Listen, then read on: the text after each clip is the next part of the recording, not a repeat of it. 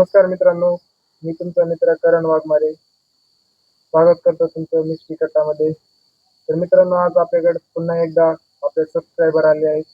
तर त्यांच्यासोबत जे काही अनुभव घडले, त्यांच्यासोबत घडलेल्या घटना हे आज आपल्याला सांगणार आहे. तर काय नाव आपलं? खुन्यामध्ये दिलीप नाव आहे सर माझं. राहायला कुठं सर आपण? एडशी पासून एक 5 किलोमीटर गाव आहे आमचं, शेलगाव म्हणून, धाराशिव जिल्ह्यात. काय अनुभव होता सर आपलं? काय आपल्यासोबत घटना घडलेल्या आहेत? तर अनुभव असा सर, असा हिवाळ्याचा सीझन होता. मग ताई ती आलती मुंबईवरून आपलं गावाकडं 4-5 दिवसासाठी आलती. मग अचानक कसं जायचं ठरलं त्यांचं. मग जायचं ठरलं म्हणल्यावर हिवाळ्याच्या दिवसात गावाकडे खायला काय, हरभरा. मग हरभरे आणायला आम्ही, आमच्या इकडे हरभऱ्याला डाळ हा शब्द फेमस. मग मित्राच्या शेतात पेरलेलं होतं ह्यावेळी डाळ, म्हणजे हिवाळ्याच्या दिवसात. मग मित्राला फोन केला, म्हणलं असं असं ताईचं जायचं ठरलंय. गाडी होती, 11:30ची गाडी होती. मग घरीच वाजलेली 10. मग मित्राला लावला फोन, म्हणलं जायचंय आपल्याला शेतामध्ये हरभरा आणण्यासाठी. मित्र म्हणला जेवण केलेलं नाही मी अजून, बरं जाऊ चल आपण. गाडी घेऊन आलो मी, तू थांब रस्त्यावरती, मी आलो. मग जाऊन थांबलो रोडवरती, आला ती गाडी घेऊन. गेलो शेतात. शेतात गेलो. आता हरभऱ्याचे दिवस म्हणल्यावर पिकाला सगळ्या पाणी द्यायचं. मग गाडी अशी लांबच लावावी लागायची. चलत जायचं होतं, एक अर्धा किलोमीटर होतं चलत जायचं. मग गाडी बिडी लावली, आपलं निघालो आम्ही चालत. मग चालत निघालो. तिथंच असं एक, म्हणजे असं गाडी लावली, त्या गाडीपाशीच एक झाड होतं जांभळीचं. मग गाडी बिडी लावली, मग गेलो चलत. मग चलत निघालो. मग फोनचा टॉर्च बिरीचं लावलेला होता दोघाचा पण. मग गेलो, आपलं हरभरा बिरभरा उपटाय चालू केलं. पोतं नेलतं घरी उरनं. मग उपटायला बिपटायला हरभरा पोत्यात बित्यात भरलं. मग मित्राला पहिल्यांदा असं कुत्रं भुकलेला आवाज आला. म्हणलं काय असेल आता, कुत्रंच आहे, कुत्र्याचाच आवाज आहे म्हणलं कुत्रंच असणार. मग डबल आवाज आला. म्हणलं तरी पण, म्हणलं जाऊ द्या सोडा, कुत्रंच आहे, एवढं काय भ्यायचं म्हणलं कुत्र्याला पण. मग मित्र म्हणला, अरे नाही, हळूहळू वेगळाच आवाज यायलाय. म्हणलं तसं काय नसेल, म्हणलं कुत्रंच असेल, एवढं काय भ्यायचं त्याला म्हणलं कुत्र्याला. मग परत तर डायरेक्ट, मग तिसऱ्या वेळेस तर डायरेक्ट असा अशी बाई कशी ओरडती तसाच असं एकदम चिरगळलेला आवाज आला. तो आवाज म्हणजे अक्षरशः आमच्या असं कानापाशी कोण ओरडते असा आवाज होता.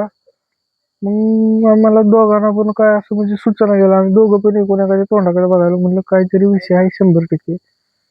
मग एकदम असा हळूहळू जवळच आवाज यायला लागला.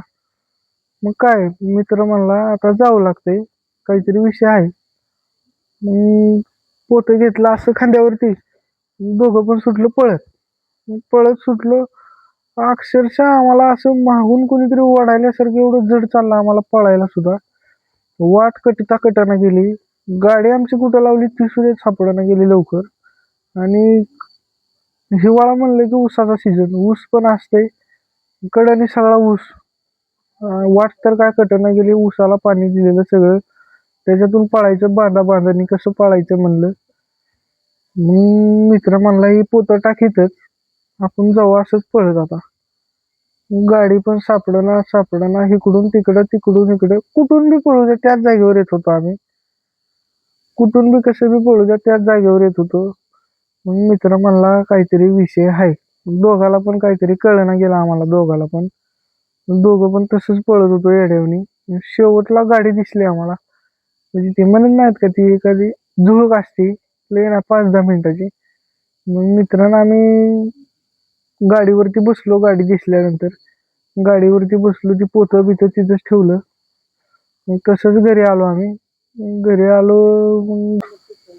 मग घरी आलो. मग घरी सगळा घडलेला विषय सांगितला. मग घरची म्हणली नसते एवढं काय, ती झुळूक असते. आणि त्या दिवशी होती अमावस्या. मग घरची म्हणली जाऊ दे एवढं काय नसते. मग घरी आलो, जेवण बिवण केलं घरच्या सोबत. ताईचं जायचं पण कॅन्सल झालं कारण हे विषय झाला ना. मग बसले ते पण घरी, उद्या जायचं ठरलं.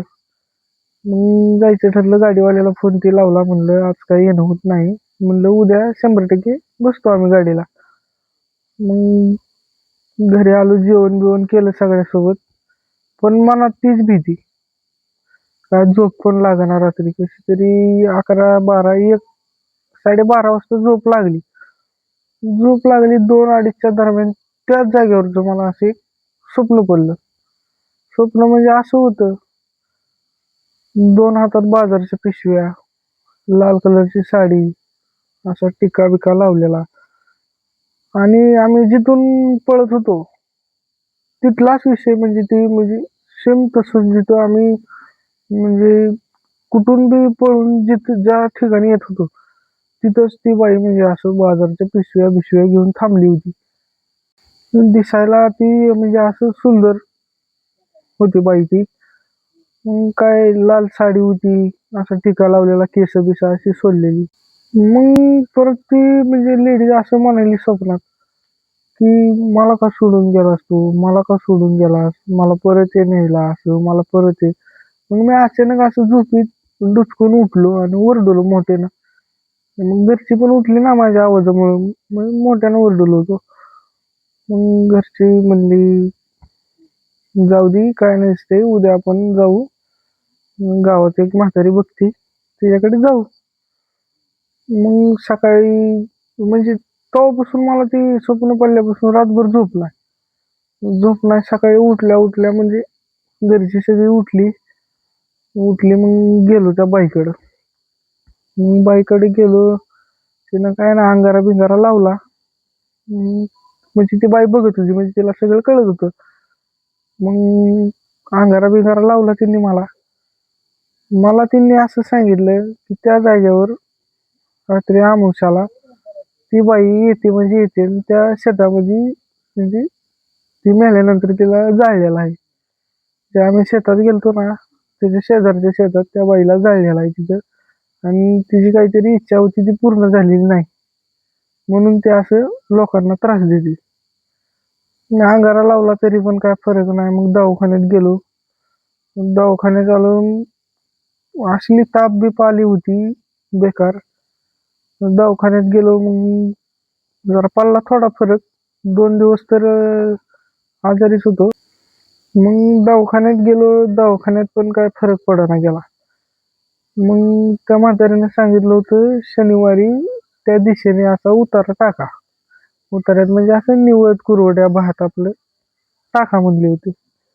मग केलं, मम्मीनं आपलं घरी केलं, ती निवदाचं सामान आपलं जमा केलं आणि भावाला म्हणले टाकून या तिकडं, म्हणजे त्या दिशेने. त्या दिशेने टाकलं. मग दुसऱ्या दिवशी असा फरक पडला. ते उतारा टाकल्याशिवाय फरक पडला नाही, दवाखाना नाही ना काय नाही. मग उतारा बितारा टाकला, फरक बिरक पडला, पूर्ण कम्फर्टेबल वाटायला परत. तर मित्रांनो, हा होता त्यांचा अनुभव. तर तुमच्यासोबतही अशा काही गोष्टी, अशा काही घटना घडल्या असतील तर आपल्याला संपर्क करा.